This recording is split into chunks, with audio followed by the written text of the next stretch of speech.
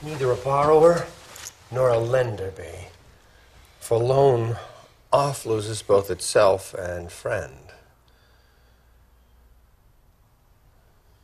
This above all, to thine own self be true, and it must follow as the night the day. Thou canst not then be false to any man. That's a clip from the 1998 film version of Hamlet, starring another one of my future BFFs, Bill Murray, as Polonius. And this is the hook.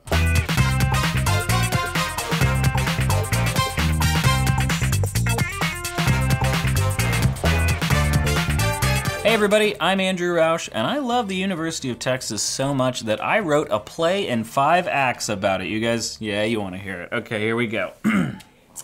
Okay. Act 1, Scene 1. The Taming of the Sooner. Earl Campbell enters stage right. Hark, doth football look like mine eyes after a rough game? President Bill Powers. Tonight, men, the tower doth shine the brightest orange. 'Tis nearly the witching hour, and OU doth still suck. And so the Bevo cattle did come, and moo, they said. Vince Young exits stage left, scoring the winning touchdown. Huh? Right? That was good. Guys. When you think of William Shakespeare, you might think of the cosmopolitan streets of merry old London town. But for my money, the best Shakespeare is down by Round Top, Texas, at UT's Winedale Historical Site. Every summer, about 15 undergrads from all across the university live and work together on the site to perform a handful of Shakespeare's plays at the Shakespeare at Winedale program.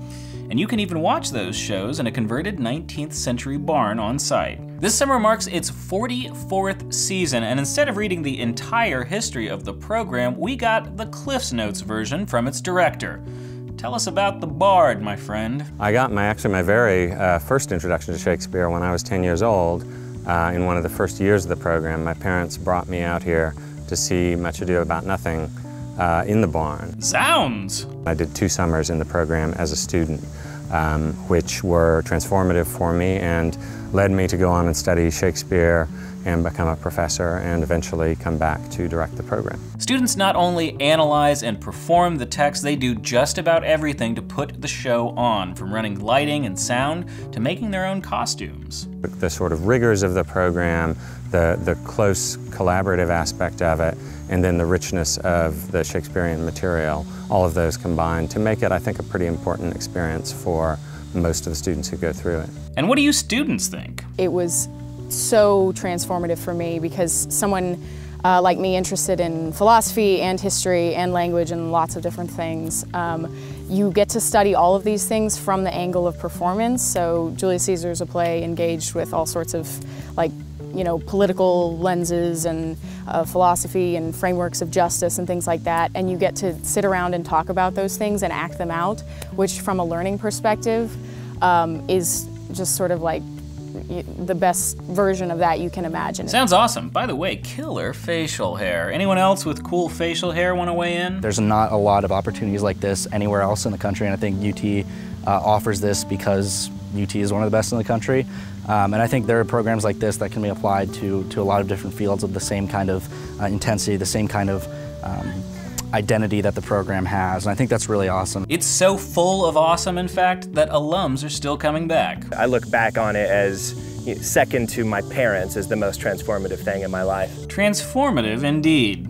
Corey, do you have a transformative supercut for us? Transformative. Transformative. Transformative. Really transformative. Transformative. Parting is indeed such sweet sorrow, but we do have to go. But before we do, I want to remind you that if you're watching this episode while it's still new, there's one more weekend, this weekend, where you can get out to Winedale and see the show. So check out the link in the description down below, where of course you'll find the latest UT news.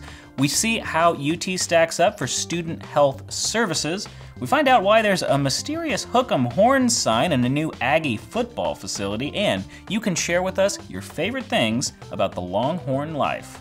Don't forget to check us out on your favorite social media outlets and subscribe to The Hook. And until next time, I'm Andrew Roush. Stay hooked.